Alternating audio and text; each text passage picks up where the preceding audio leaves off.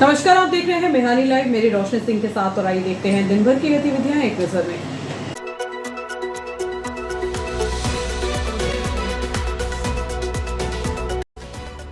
इस हेडलाइन के प्रायोजक है नर्मदांचल का स्वर्ण धाम गोठी ज्वेलर्स, सराफा बाजार, इटारसी।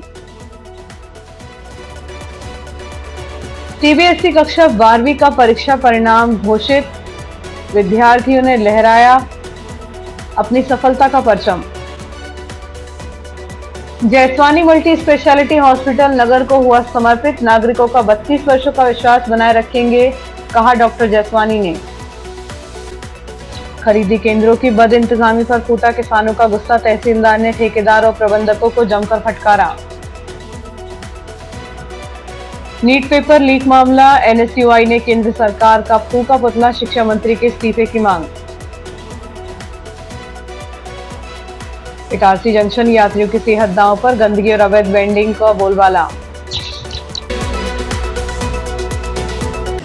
और अब बढ़ते हैं आगे।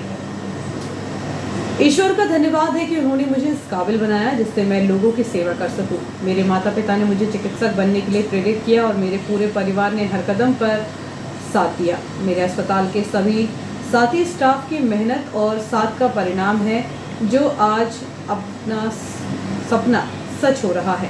सबसे ज़्यादा मैं अपने मरीजों को धन्यवाद दूंगा जिन्होंने पिछले 32 वर्षों से मुझ पर भरोसा बनाए रखा। इस नवीन अस्पताल के शुभारंभ पर मैं सिर्फ इतना ही कहूँगा कि मैं, मेरा परिवार और हमारा पूरा स्टाफ ही भरोसा हमेशा बनाए रखेंगे।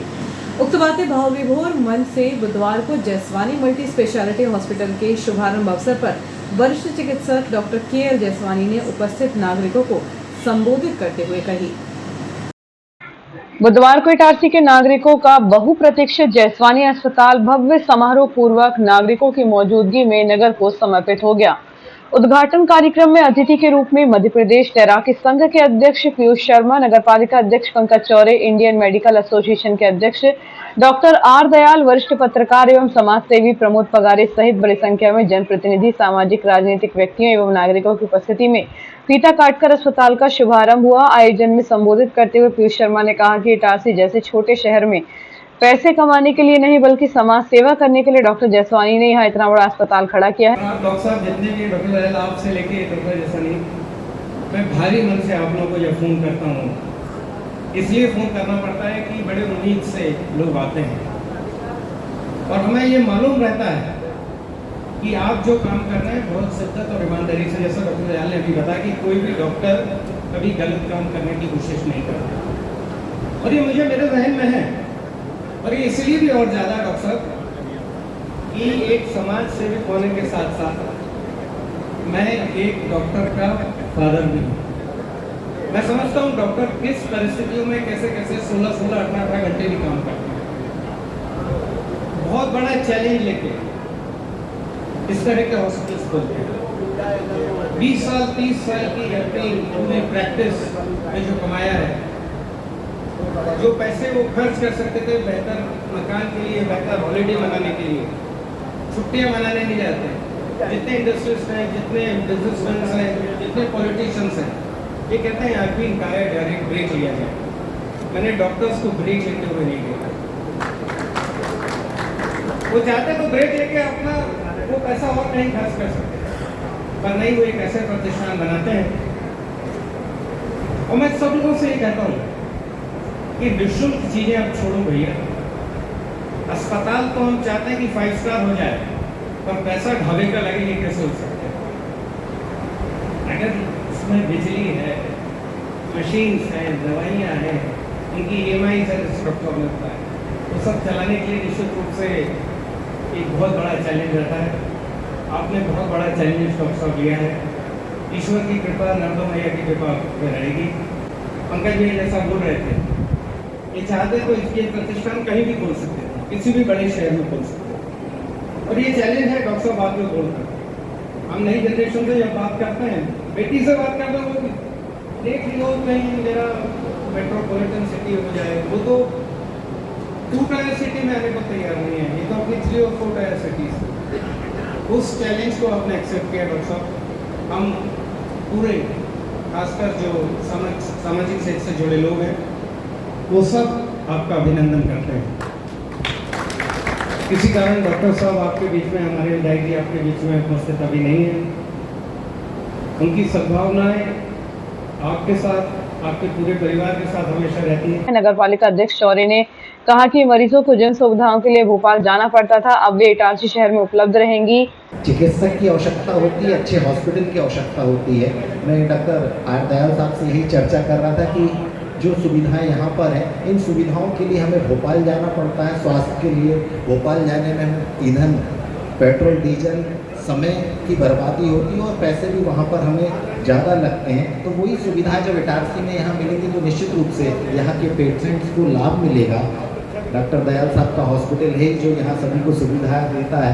अगर आज कुछ भी घटना घट रही है इटारसी में, किसी को कोई आकस्मिक एक्सीडेंट या किसी भी प्रकार की दिक्कत हो रही है, तो व्यक्ति को एक ही चीज़ पता है, डॉक्टर दयाल साहब के हॉस्पिटल में, दयाल हॉस्पिटल में जाना है। तो वहाँ लाखों पेशेंट जा रहे हैं और लाखों पेशेंट स्वस्थ हो रहे हैं। ये हमारे पास विश्वास है कि अगर कुछ हुआ तो दयाल साहब के यहाँ जाना। अब जयस्वानी जी का भी हॉस्पिटल यहाँ पर सभी सुविधाओं से युक्त रहेगा, तो हमारे पास और ऑप्शंस हैं। लेकिन जैसे दयाल साहब ने कहा, मैं उससे सहमत हूँ कि आज का परिवेश है जिसमें हमारा खान पान, हमारी दिनचर्या, सभी चीज़ बदल चुकी हैं और हम लगभग मैक्सिमम अगर हम देखेंगे तो 50% लोग भी किसी न किसी बीमारी से ग्रसित हैं। तो उन्हें और हॉस्पिटल जैसे यहाँ सभी सुविधाएं हैं, और भी हॉस्पिटल्स की आवश्यकता इटारसी शहर को होगी और निश्चित रूप से इसका लाभ यहाँ के मरीजों को मिलेगा। जब हमारे पास ऑप्शंस रहेंगे, सुविधाएं रहेंगी, तो एक कंपटीशन का भी भाव तैयार होता है। जैसे दयाल साहब का हॉस्पिटल अभी सबसे सर्वश्रेष्ठ हॉस्पिटल था, यहाँ पर और सुविधाएं आएंगी तो आने वाले समय में और सुविधायुक्त हॉस्पिटल्स होंगे। ये सच है, क्योंकि अगर हॉस्पिटल में सुविधाएं, हम भोपाल, दिल्ली, जो भोपाल रहता है वो दिल्ली इलाज कराने जा रहा है, जो दिल्ली रहता है वो अमेरिका जाता है, भोपाल वाला मुंबई जाता है इलाज कराने, वो उत्तरोत्तर आगे बढ़ना चाहता है और मुंबई वाले फॉरेन जाकर इलाज करा रहे हैं। जब हमें सुविधाएं यहाँ मिलेंगी तो निश्चित रूप से जो मरीज है वो यहाँ इलाज कराने आएगा। सरकार की अनेक योजनाएं हैं, जैसे आपका हॉस्पिटल भी दयाल साहब का उसमें अनुबंधित है, जयस्वानी साहब का भी हॉस्पिटल अनुबंधित होगा। तो शासन की ये योजनाएं हैं, आयुष्मान के माध्यम से 5 लाख रुपए तक का इलाज फ्री होता है। वो भी हमारे ऐसे पेशेंट्स को जिनके पास आर्थिक स्थिति जिनकी अच्छी नहीं रहती है, उनको भी यहाँ पर इलाज मिलेगा। तो एक अच्छी सुविधा यहाँ पर जयस्वानी जी के माध्यम से आई है। आईएमए के अध्यक्ष डॉक्टर आर दयाल ने कहा कि सिर्फ बिल्डिंग का उद्घाटन नहीं, विज्ञान और मानवता का उद्घाटन है। वरिष्ठ पत्रकार पगारे ने कहा कि इटारसी में डॉक्टर जयस्वानी का चिकित्सीय कार्य हमेशा से ही गरीबों और जरूरतमंदों को समर्पित रहा है। कार्यक्रम में बड़ी संख्या में नगर के चिकित्सक, जनप्रतिनिधि, राजनीतिक हस्तियां, सामाजिक कार्यकर्ता, पत्रकार, सिंधी समाज सहित अन्य समाजों के प्रतिनिधि सहित गणमान्य नागरिक मौजूद रहे। डॉक्टर जयस्वानी और उनके पूरे परिवार को इस उपलब्धि के लिए बहुत बहुत बधाई देना चाहता हूँ। बड़े अथक प्रयत्नों के बाद आज इस मुकाम पर ये अस्पताल खड़ा है और ये वास्तव में इटारसी शहर के लिए एक बहुत बड़ी उपलब्धि है। एक्चुअली ये जो उद्घाटन है, ये बिल्डिंग का उद्घाटन नहीं है, इसका महत्व दूसरे उद्घाटनों से भिन्न है, क्योंकि यहाँ पर विज्ञान और मानवता का समागम होता है। इसलिए अस्पतालों का उद्घाटन दूसरी बिल्डिंगों के उद्घाटन या पुलों के उद्घाटनों से बहुत भिन्न रहता है, इसका महत्व अलग रहता है। आज इस तरह के अस्पताल और ऐसे ही कई अस्पतालों की और इटारसी को आवश्यकता है। अभी ये भी शायद मेरे ख्याल से अस्पताल अपनी नीड को पूरा न कर पाए। आपको मैं एक चीज़ बतला दूँ कि आजकल जितना साइंस एडवांस हो गई है, बीमारियों की क्लिष्टता और चोटों का प्रकार दोनों में बहुत अंतर आ गया। पहले ज़माने में जब एक्सीडेंट होते थे तो एक आध चोट लगती थी, किसी का हाथ टूट गया, किसी का पैर टूट गया, किसी के सिर में लग गई। पर आजकल जब से हाई स्पीड ट्रॉमा आने लगा तो उससे पॉली ट्रॉमा की स्थिति हो गई है।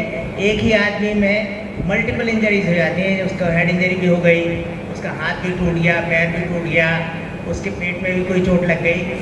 तो इस तरह के जब मरीज़ आते हैं तो उनका इलाज भी बड़े टेक्निकल और स्किल तरीके से ही संभव हो पाता है, और वो तभी संभव है जब आपको अस्पताल में वो सब सुविधाएं उपलब्ध हों। और दूसरा महत्वपूर्ण इसमें चीज़ ये है कि समय का बहुत महत्व है। एक्सीडेंट के बाद अगर मरीज़ समय पर अस्पताल पहुंच जाए तो उसके जान बचने की संभावना बहुत ज़्यादा रहती है। जितनी देरी होगी उतनी ही। अभी मैं सोच रहा था कि शायद नीरज मुझे बुलाएगा कि नहीं बुलाएगा, मुझे बोलने को मिलेगा कि नहीं मिलेगा। तत्काल में मुझे दो बातें समझ में आई। एक तो ये कि टाइम आने का मतलब मैं 2-4 मिनट बोलूंगा। एक तो ये समझ में आया कि दो तरीके से समाज विख्यात मतलब बुरी तरीके से और प्रख्यात यानी अच्छी तरीके से, ये दोनों चरित्र के समाज हमारे इटारसी में हैं। मैं पूरे सिंधी समाज के चरणों की वंदना करना चाहता हूँ कि समाज के लोगों ने इस तरह की तरक्की की कि वो पूरी तरीके से समाज न केवल इटारसी में, न केवल कटनी में, न केवल बेरागढ़ में, बल्कि पूरे देश में प्रख्यात हुआ। और जो विख्यात होते हैं उनकी आपको स्थिति मालूम है, पत्ती बाजार से लेकर सब जगह उनको समाज देखना भी पसंद नहीं करता। भाई कन्हैया लाल के पिताजी के समय से मैं स्वस्थ अवस्था में हूँ, उनको भी मैंने बहुत अच्छे से देखा। हम लोग जब रिपोर्टिंग करते हैं, पत्रकारिता करते हैं, तो खट्टे मीठे अनुभव भी होते हैं, कोर्ट भी जाना पड़ता है, माफी भी मांगना पड़ता है, हाथ पांव भी जोड़ना पड़ता है, और कभी गर्व से सीना भी ऊंचा करना पड़ता है। पर साथियों एक बात बता दूं कि 60 देश घूमने और 19 पुस्तक लिखने और शहर में विवादित जीवन जीने के बाद भी मुझे आधा घंटे की भी कहीं सजा नहीं हुई। लोगों ने बहुत प्रयास किया कि अंदर हो जाए, बाहर हो जाए। आमतौर पे मैं माइक और मंच दोनों से बहुत दूरी बनाए रखता हूँ, लेकिन आज समय ऐसा है, कुछ भाव है मेरे। भाव तो कुछ भी नहीं, सिर्फ धन्यवाद का भाव है एक ईश्वर के प्रति, जिन्होंने मुझे एक चिकित्सक के रूप में यहाँ कार्य करने का मौका दिया। मेरे स्वर्गीय मेरे माता पिता जिन्होंने मुझे प्रेरित किया चिकित्सक बनने के लिए, और फिर मेरा पूरा परिवार, मेरे सभी बड़े भाई, मेरे भतीजे जिन्होंने मेरे भावनाओं का हमेशा सम्मान किया, और मेरे सभी सहयोगी जो अभी मेरे साथ कार्य कर रहे हैं, मेरा स्टाफ, सारे जूनियर डॉक्टर्स, उनके बिना ये सपना देखना संभव नहीं था। और मैं अंत में मेरे सभी मरीजों का बहुत दिल से धन्यवाद देता हूँ, जिन्होंने पिछले विगत 32 वर्षों से मेरे पे विश्वास बनाए रखा, और आगे मैं विश्वास दिलाता हूँ कि मैं वैसी ही सेवा जब तक ईश्वर मुझे शक्ति देगा प्रदान करूँगा। शहर में सीबीएसई बोर्ड का परीक्षा परिणाम अत्यंत उत्कृष्ट रहा। सभी विद्यालयों में विद्यार्थियों ने अपनी सफलता का परचम लहराया। इसके साथ ही उन सभी विद्यार्थियों को उनके शुभचिंतकों और साथी मित्रों ने शुभकामनाएं दी। विद्यालय में प्रथम स्थान पर प्रत्युषा पटेल ने 95.8% अंक प्राप्त कर विद्यालय का नाम गौरवान्वित किया। द्वितीय स्थान पर नवदीप सिंह संधू एवं प्रांजुला शुक्ला ने संयुक्त रूप से 93.4% अंक प्राप्त किए। वहीं तृतीय स्थान पर निहारिका सकतपुरिया ने 93% अंक अर्जित किए। वहीं छात्र अथर्व ठाकरे ने वाणिज्य संकाय में उत्कृष्ट प्रदर्शन करते हुए 91.6% अंक प्राप्त किए हैं। विद्यालय का कुल परीक्षा परिणाम शानदार रहा तथा 130 विद्यार्थियों ने प्रथम श्रेणी में सफलता प्राप्त की। इस उत्कृष्ट परिणाम से विद्यालय में खुशी का माहौल है। प्राचार्य सिस्टर पुष्पा ने कहा कि विद्यार्थियों की मेहनत, शिक्षकों के मार्गदर्शन और अभिभावकों के सहयोग से यह सफलता संभव हो पाई है। विद्यालय परिवार ने सभी सफल विद्यार्थियों के उज्जवल भविष्य की कामना की है। सीबीएसई बोर्ड द्वारा कक्षा 12वीं के परीक्षा परिणाम घोषित किए गए हैं। जीनियस प्लैनेट स्कूल के विद्यार्थियों के परिणाम में अभिजीत वर्मा 88.4%, ख्याति वर्मा 85.4%, प्रभजोत सिंह सैनी 85.2%, श्रद्धा पटेल 84.8%, अक्षत यादव 81% प्राप्त कर अपने माता पिता एवं संस्था का नाम रोशन किया है। शेष सभी विद्यार्थी प्रथम डिवीजन में उत्तीर्ण हुए हैं। सभी सफल विद्यार्थियों को इस उपलब्धि पर स्कूल डायरेक्टर द्वय जाफर सिद्दीकी, ममता सिद्दीकी, प्राचार्य ममता शिकारा तथा समस्त शिक्षक शिक्षिकाएं बधाई देते हुए उनके उज्जवल भविष्य की कामना की है।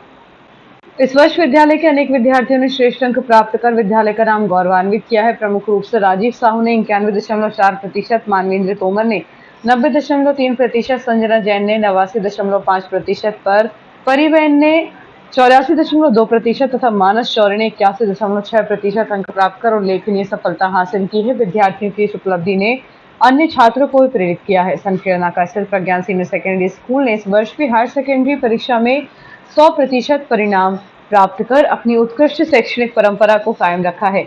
लगातार हर वर्ष शानदार परिणाम देने वाला यह विद्यालय क्षेत्र के अग्रणी शिक्षण संस्थानों में अपनी विशेष पहचान बना चुका है। विद्यालय प्रबंधन ने सभी सफल विद्यार्थियों को हार्दिक बधाई देते हुए उनके उज्जवल भविष्य की कामना की है। प्रबंधन ने बताया कि यह सफलता विद्यार्थियों की मेहनत, शिक्षकों के समर्पण और अभिभावकों के सहयोग का संयुक्त परिणाम है। विद्यालय के प्राचार्य ने कहा कि प्रज्ञान स्कूल में गुणवत्तापूर्ण शिक्षा, अनुशासन, नैतिक मूल्यों तथा आधुनिक शिक्षण पद्धतियों पर विशेष ध्यान दिया जाता है, जिससे विद्यार्थियों का सर्वांगीण विकास सुनिश्चित हो सके। यही निरंतर प्रयास विद्यालय को हर वर्ष उत्कृष्ट परिणाम दिला रहा है। विद्यालय की शानदार उपलब्धि से पूरे क्षेत्र में खुशी का वातावरण है। अभिभावकों एवं स्थानीय नागरिकों ने विद्यालय परिवार को बधाई देते हुए इसे शिक्षा के क्षेत्र में प्रेरणादायी उदाहरण बताया है। विद्यालय परिवार ने सभी विद्यार्थियों को आगे भी निरंतर मेहनत कर नए आयाम स्थापित करने के लिए प्रेरित किया है। देश के सबसे व्यस्त रेलवे जंक्शनों में शुमार इटारसी स्टेशन पर इन दिनों अव्यवस्थाओं का अंबार लगा हुआ है। एक तरफ जहां प्लेटफॉर्म पर खुलेआम अवैध वेंडिंग का बाजार सज रहा है, वहीं दूसरी ओर स्टेशन परिसर में फैली गंदगी और बदबू ने यात्रियों का जीना मुहाल कर दिया है। रेलवे के जिम्मेदार अधिकारी सब कुछ जानकर भी अनजान बने हुए हैं। स्टेशन पर बिक रहे अवैध वेंडर्स की रोकथाम के लिए आरपीएफ क्षमतानुसार प्रयास करती है, लेकिन रेलवे के जिम्मेदार विभाग का उनको साथ नहीं मिलता। न तो खाने की गुणवत्ता जांची जाती है और न उन्हें रोका जाता है।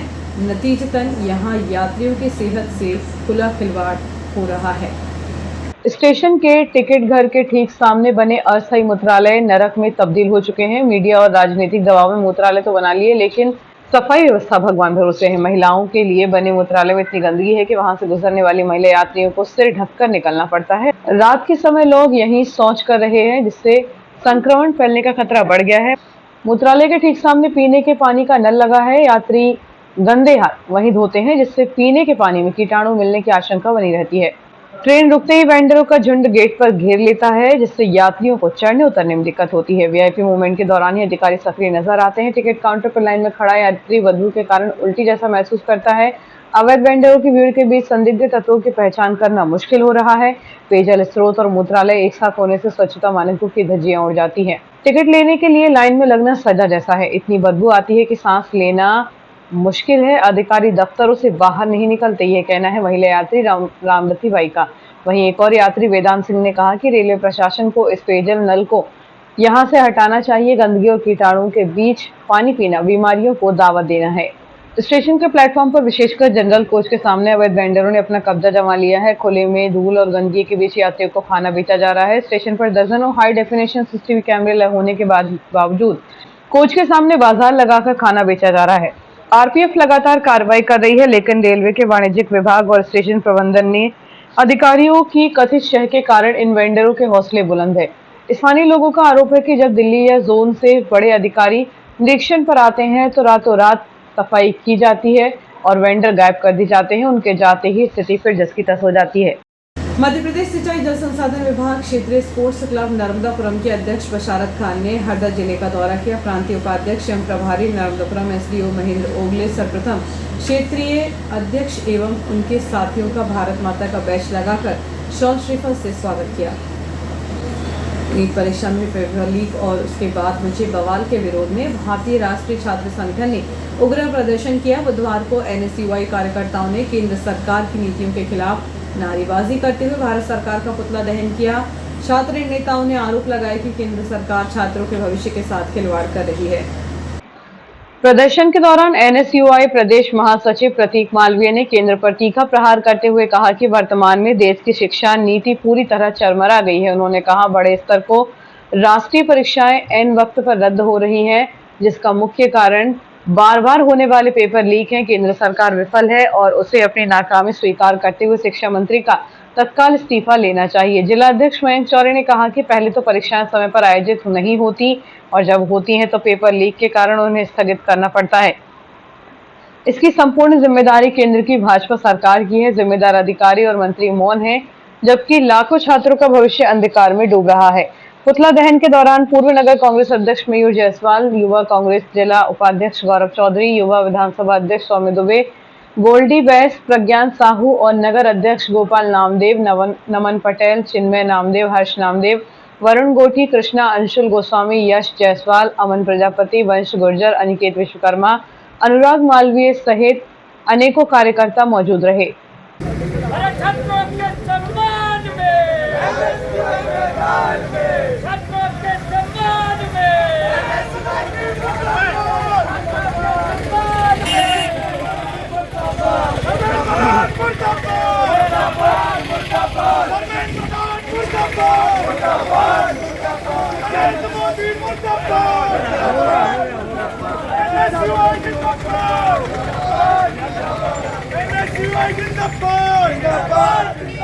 शिक्षा मंत्री होश में आओ, होश में आओ, होश में आओ। शिक्षा मंत्री होश में आओ, होश में आओ, होश में आओ।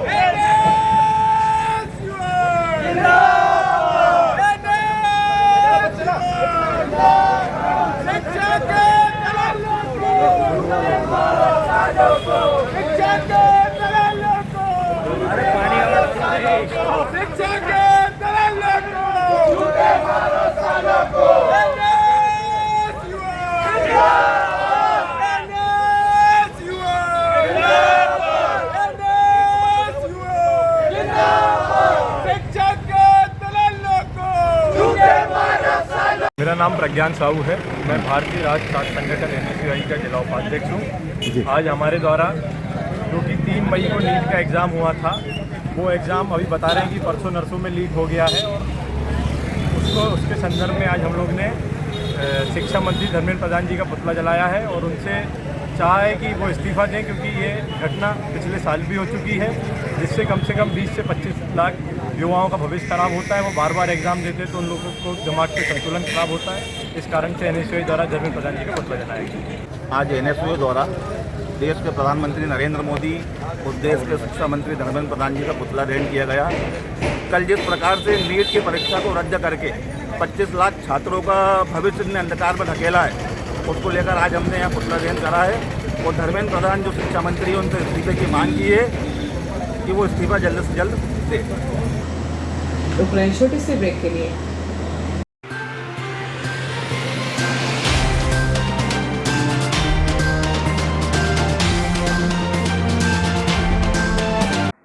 हर गहना नहीं होता बस एक आभूषण, कभी बनता है परंपरा तो कभी बनता है प्यार की पहचान। गोठी ज्वेलर्स, नर्मदांचल का स्वर्ण धाम इटारसी, जहां हर डिजाइन में झलकती है शुद्धता, विश्वास और कारीगरी।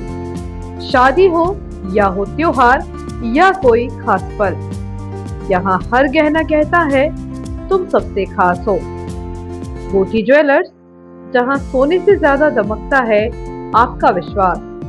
नर्मदांचल का गर्व, इटारसी की पहचान।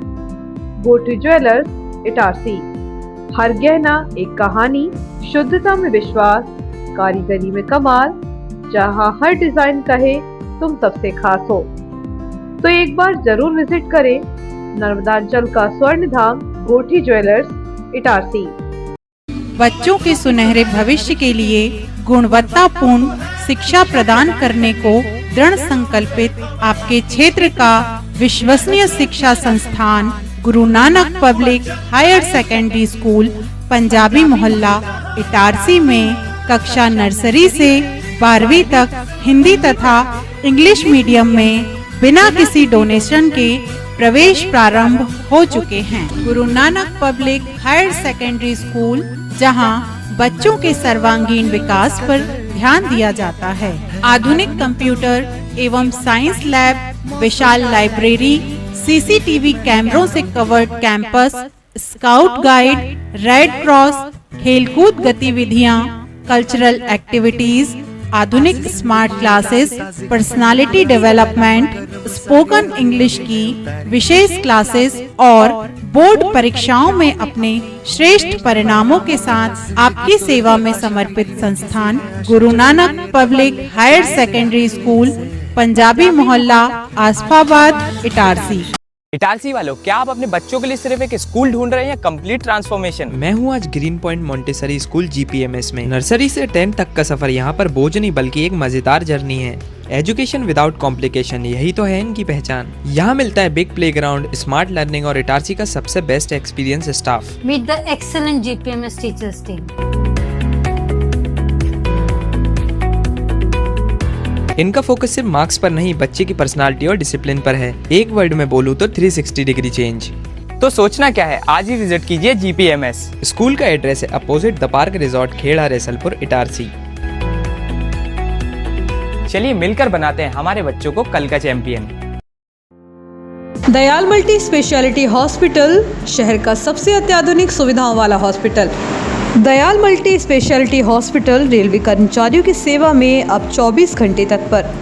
रेलवे कर्मचारियों के लिए अब 24 घंटे 7 दिन स्वास्थ्य सुविधाएं उपलब्ध। यहाँ सभी प्रकार की बीमारियों का संपूर्ण इलाज किया जाता है। इमरजेंसी की स्थिति में तुरंत दयाल हॉस्पिटल से संपर्क करें।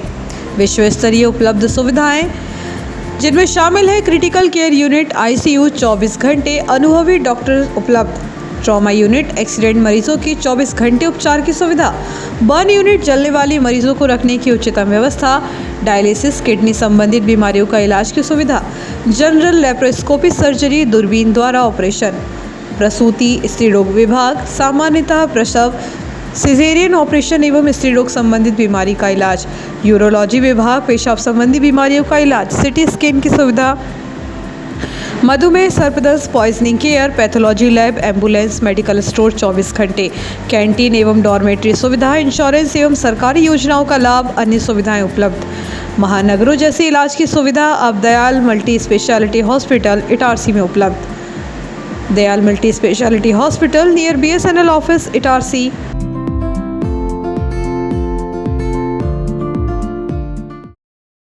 जीनियस प्लैनेट स्कूल, एक ऐसा स्कूल जहां शिक्षा के साथ मिलते हैं संस्कार, अनुशासन और आत्मविश्वास। यहां पढ़ाई सिर्फ किताबों तक सीमित नहीं, स्मार्ट क्लासरूम्स, डिजिटल बोर्ड्स और आधुनिक टीचिंग मेथड्स बनाते हैं लर्निंग को आसान, रोचक और प्रभावी। आधुनिक साइंस लैब और कंप्यूटर लैब में बच्चे सीखते हैं करके दिखाना, ताकि वे बन सकें भविष्य के इंजीनियर, डॉक्टर, साइंटिस्ट और टेक्नोलॉजी रेडी सिटीजन्स। इटारसी जैसे एनर्जेटिक शहर के बच्चों के लिए खेल, योग, डांस और एक्टिविटीज बनाती हैं उन्हें फिट, फोकस्ड और कॉन्फिडेंट।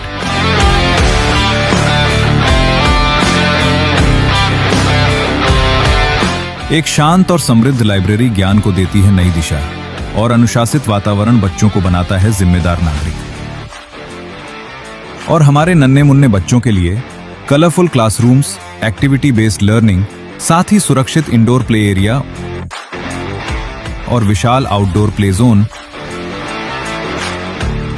जीनियस प्लैनेट स्कूल में बच्चे सिर्फ सुनते नहीं, वे बोलते हैं, सोचते हैं और लीड करते हैं। स्टेज प्रोग्राम्स, स्पीच और पार्टिसिपेशन निखारते हैं उनकी पर्सनैलिटी।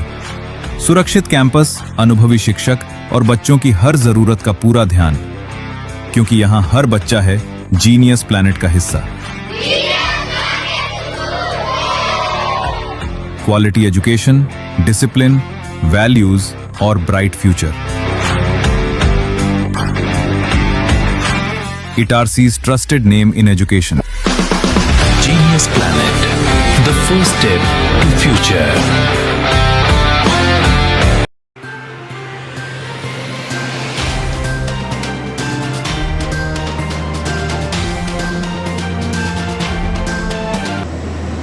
ब्रेक के बाद एक बार फिर बढ़ते हैं आगे। जिला मंत्री सम्राट तिवारी को पिपरिया के चांदौन का मंडल का प्रभारी बनाए जाने पर भोपाल में मध्य प्रदेश सरकार के कैबिनेट मंत्री उदय प्रताप सिंह ने उन्हें शुभकामनाएं देते हुए उज्जवल भविष्य की कामना की है। इस अवसर पर मंत्री उदय प्रताप सिंह ने सम्राट तिवारी को संगठन में नई जिम्मेदारी मिलने पर बधाई देते हुए कहा कि पार्टी नेतृत्व ने उन पर जो विश्वास जताया है वह निश्चित रूप से संगठन को और अधिक मजबूती प्रदान करेगा और उन्हें सम्राट तिवारी को आशीर्वाद देते हुए जनहित एवं संगठन हित में पूरी निष्ठा से कार्य करने की शुभकामनाएं भी दी। क्षेत्र के गेहूं खरीदी केंद्रों पर अव्यवस्थाएं अब किसानों के सब्र का बांध तोड़ रही हैं। जमानी क्षेत्र स्थित एवरेस्ट वेयरहाउस पर तुलाई में देरी और मूलभूत सुविधाओं के अभाव को लेकर किसानों ने जमकर हंगामा किया। सूचना मिलते ही मौके पर पहुंची तहसीलदार सुनीता साहनी ने अव्यवस्थाओं पर सख्त नाराजगी जाहिर करते हुए समिति प्रबंधकों और हम्माल ठेकेदारों को कड़ी फटकार लगाई। किसानों ने तहसीलदार के समक्ष अपना दुखड़ा सुनाते हुए बताया कि वे पिछले 3 से 4 दिनों से अपनी उपज लेकर केंद्रों पर खड़े हैं। किराए की ट्रॉलियां खड़ी होने के कारण किसानों पर आर्थिक भार बढ़ रहा है। भीषण गर्मी के बावजूद केंद्रों पर पीने के पानी और बैठने के लिए शेड तक की व्यवस्था नहीं है। शासन के निर्देशानुसार 6 कांटे चलने चाहिए, लेकिन मौके पर केवल 3 कांटे ही सक्रिय मिले, जिससे तुलाई की गति बेहद धीमी है। निरीक्षण के दौरान हम्मालों की कमी पाए जाने पर तहसीलदार ने ठेकेदार राजेश श्रीवास्तव को सख्त लहजे में चेतावनी दी। उन्होंने स्पष्ट निर्देश दिए कि तत्काल 40 हम्माल उपलब्ध कराए जाएं और कांटों की संख्या बढ़ाई जाए। तहसीलदार ने कहा कि सुबह 11 बजे कार्यालय खुलने के बावजूद शाम 5 बजे तुलाई शुरू होना बर्दाश्त नहीं किया जाएगा। किसान अपनी स्लॉट तिथि से 2-3 दिन पहले केंद्र पहुंचे। यदि किसी केंद्र पर ज्यादा भीड़ है तो किसान को सहमति से उसी दिन दूसरे केंद्र पर ट्रांसफर की प्रक्रिया पूरी की जा सकती है। 1 से अधिक ट्रॉली होने पर किसान समन्वय बनाकर तुलाई कराएं ताकि कतार सुचारू रहे। इस संबंध में तहसीलदार इटारसी सुनीता साहनी ने कहा कि कलेक्टर के निर्देशानुसार खरीदी केंद्र का रूटीन निरीक्षण किया जा रहा है। किसानों की समस्याओं को सुनकर मौके पर ही समाधान के निर्देश दिए गए। हमारा प्रयास है कि इस तुलाई कार्य में तेजी लाकर किसानों को जल्द राहत दी जाए। भारतीय काल गणना और खगोल विज्ञान की सटीकता दुनिया के लिए हमेशा से कौतूहल का विषय रही। इसी वैज्ञानिक पक्ष को उजागर करने के लिए बृहस्पति साइंस सेंटर के डायरेक्टर राजेश पारासर द्वारा अधिक मास का खगोल विज्ञान कार्यक्रम का आयोजन किया गया। नीट यूजी 2026 पेपर लीक मामले में आम आदमी पार्टी नर्मदापुरम जिला के राज्यपाल के नाम एसडीएम इटारसी को ज्ञापन सौंपेगी। नीट के छात्र छात्राओं के अभिभावकों से जिला अध्यक्ष दीनू यादव ने ज्ञापन में शामिल होने की अपील की है। आम आदमी पार्टी नर्मदापुरम जिलाध्यक्ष दीनू यादव ने प्रेस विज्ञप्ति जारी कर जानकारी देते हुए अवगत कराया कि देश विदेश भर के कुल 22 लाख से अधिक बच्चों ने 3 मई को नीट की ऑफलाइन परीक्षा दी थी। पेपर लीक का मामला सामने आने पर परीक्षा को एनटीए ने रद्द कर दिया है तथा लाखों बच्चों का भविष्य बर्बाद करने वालों के खिलाफ विदिन गुरुवार को शाम 1 बजे एसडीएम कार्यालय इटारसी में राज्यपाल के नाम पार्टी के साथियों के साथ ज्ञापन सौंपेंगे। शहर के तमाम उन अभिभावकों से अपील है जो माता पिता अपने बच्चों के भविष्य के लिए लाखों रुपए खर्च करते हैं। ऐसे पेपर लीक के कारण कितने बच्चों का भविष्य बर्बाद हो जाता है। बच्चे निराश और तनावग्रस्त होते हैं, उम्मीद टूटती है। आम आदमी पार्टी के द्वारा उठाए जाने वाले संवेदनशील मामले में दीनू यादव ने बच्चों के अभिभावकों से अपील की है कि वे सभी अभिभावक जो अपने बच्चों के भविष्य के साथ खिलवाड़ करने वालों के खिलाफ अपनी सहभागिता दर्ज कराएं, जिससे बच्चों के भविष्य के साथ कोई खिलवाड़ न हो सके। और अब खबरें अपराध जगत की।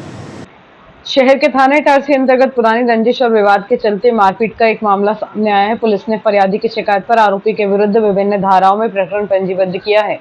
प्राप्त जानकारी के अनुसार विनायक कॉलोनी भाट मोहल्ला इटारसी निवासी 18 वर्षीय भानु प्रताप पिता मंजू भाट के साथ आरोपी करण भाट निवासी विनायक कॉलोनी भाट मोहल्ला ने गुरु नानक दाल मिल के पास मारपीट की। फरियादी भानु प्रताप ने पुलिस को बताया कि आरोपी करण भाट ने उसे रास्ते में रोककर गालियां दी और मारपीट कर जान से मारने की धमकी भी दी। पुलिस ने अवैध शराब के विरुद्ध अभियान चलाते हुए अलग अलग स्थानों से 3 आरोपियों को गिरफ्तार किया है। पुलिस ने आरोपियों के कब्जे से हाथ भट्टी की बनी कच्ची शराब बरामद कर आबकारी एक्ट के तहत मामला दर्ज किया है। पहले कार्रवाई नाला मोहल्ला की मंदिर वाली गली में की गई, जहां विशाल सिंह मराठा 32 को कच्ची शराब के साथ पकड़ा गया। इस क्षेत्र में ज्योति कुचबंदिया 40 के पास से अवैध शराब बरामद हुई है। बैल बाजार क्षेत्र में न्यास कॉलोनी निवासी शैलेंद्र मालवीय 44 को कच्ची शराब के साथ रंगे हाथों गिरफ्तार किया गया। शहर के भगत सिंह नगर ग्वाल बाबा मंदिर के पास रहने वाले एक 60 वर्षीय बुजुर्ग की अज्ञात कारणों से मृत्यु हो गई। पुलिस से प्राप्त जानकारी के अनुसार मृतक छोटेलाल बामने 60 की मौत संदिग्ध परिस्थितियों में हुई है। घटना की सूचना मृतक के पुत्र रोहित बामने ने पुलिस को दी। इटारसी पुलिस ने मर्ग दर्ज कर शव को पोस्टमार्टम के लिए भेज दिया है। पुलिस मौत के सटीक कारणों का पता लगाने में जुटी हुई है। जिला अस्पताल नर्मदापुरम में इलाज के दौरान एक बुजुर्ग की मौत हो गई। पुलिस के अनुसार ग्राम केसला निवासी रानू चंद्र पिता डोरीलाल 70 वर्ष लंबे समय से बीमार थे। 12 मई को उपचार के दौरान उन्होंने दम तोड़ दिया। अस्पताल की सूचना पर केसला पुलिस ने मर्ग दर्ज कर जांच शुरू कर दी है। और आइए देखते हैं दिन भर की गतिविधियां एक बार फिर।